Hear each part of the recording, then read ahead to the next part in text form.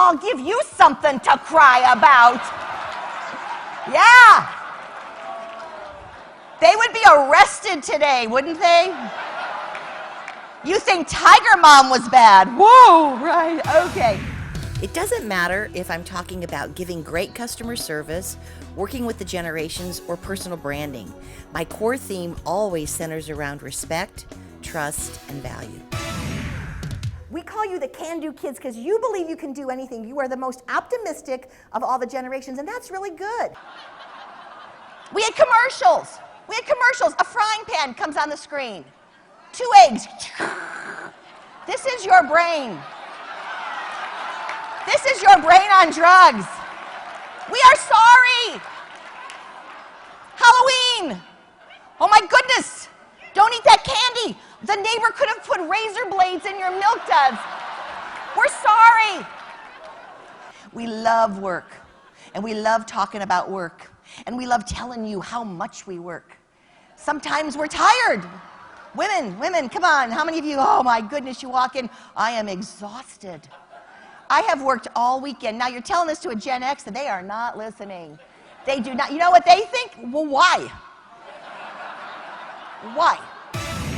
So today when I speak with you, I'm going to talk a lot about branding, and I want you in your minds to divide it into 2 segments. The hotel you're working for right now, your company brand, and your personal brand. Because here's the deal. Everyone that was up here talked about, I've been to the Hilton, I've been here, I've been there. And guess what the one constant is with all the travels that these guys have done?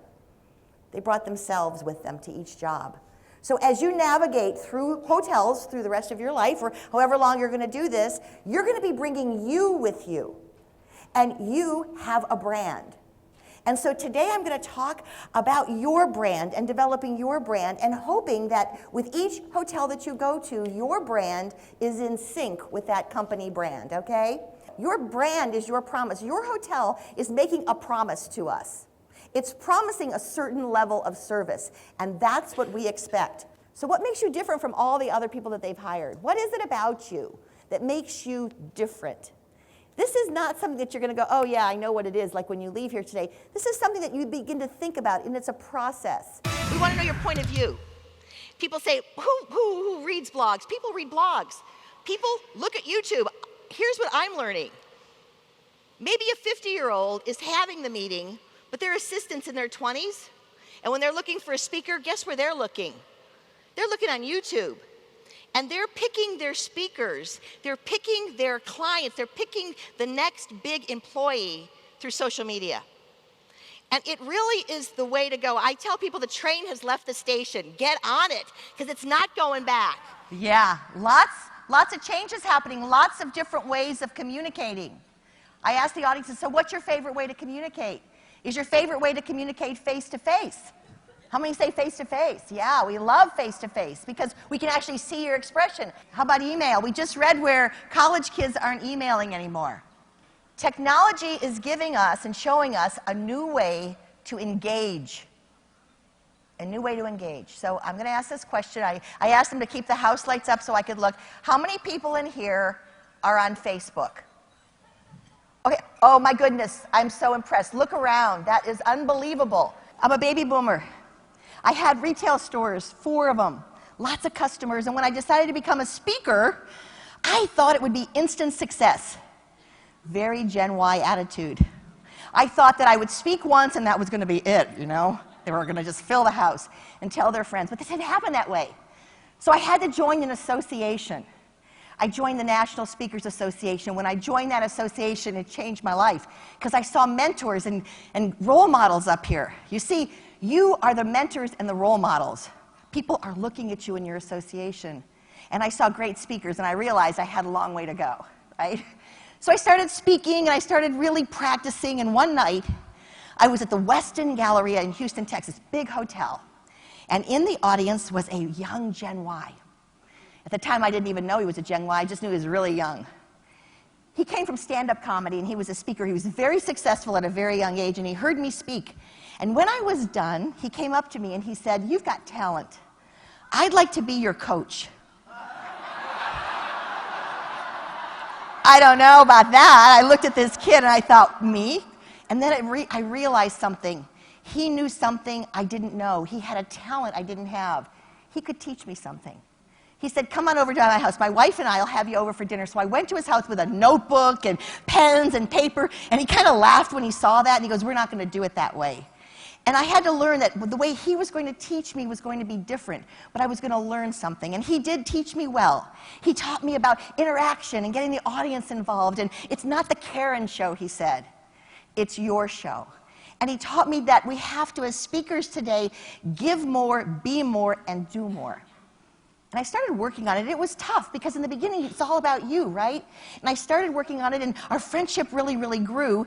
And one night, true story, I was in Austin, and my cell phone rings. It's late at night. It's him. I answer the phone, hello, and he goes, Karen, I'm in an airport in Vegas. They loved me. I rocked. I rocked. I rocked like a rock star. Oh, my flight's here. I got to go. And he hangs up. He called to tell me how good he was, that he rocked. And I thought, whoa, how weird is that? About 2 weeks later, I get another call. He's at an airport. I rock. He starts calling me now at every airport, telling me he rocks. I asked his wife, does he call you? She said, I don't take his call. Yeah, so he's calling me now, and I'm kind of getting into it. I see that he's there, you know. Now I answer the phone, hey man, did you rock? I'm getting into it. Yes, I rocked, and now we're getting this relationship going, and he's calling me. It's good. And then one day I wake up and I go, sick of him rocking. I want to rock. I'm not rocking. What's going on? If you're not rocking, it's time to reinvent. If you're not getting what you want out of life, you got to look at yourself. You can't look at everybody else. You look deep, and I looked within myself, and I needed a topic, the generations. I had to get something I was passionate about, and I landed something I love. Everything changed. I was in Minneapolis, Minnesota, doing a hardware convention. They're hardware people. They loved me. It was awesome. They were like hooting and hollering and waving their napkins. I couldn't wait to call him. I got to the airport to call my friend, but his number wasn't in my phone. But my sister Patty, she's here today. She brought her in. She's going to help me. My sister Patty, I called her. Patty, I'm in Minneapolis, Minnesota. I just did a group of hardware people, and I rocked. I rocked. I rocked like a rock star. And she goes, ooh, what's wrong with you? Have you been at the bar?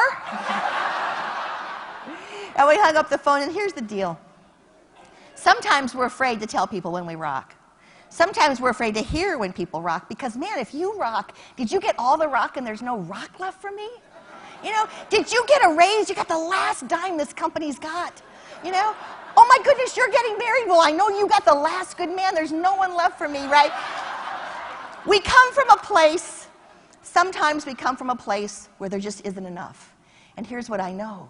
I know this because I believe it. I'm out there. Spread the word. Tell people when you do great, because there is enough rock for all of us. Thank you guys for having me. Have a great conference. Thank you so much. Woo, you rock. Thank you.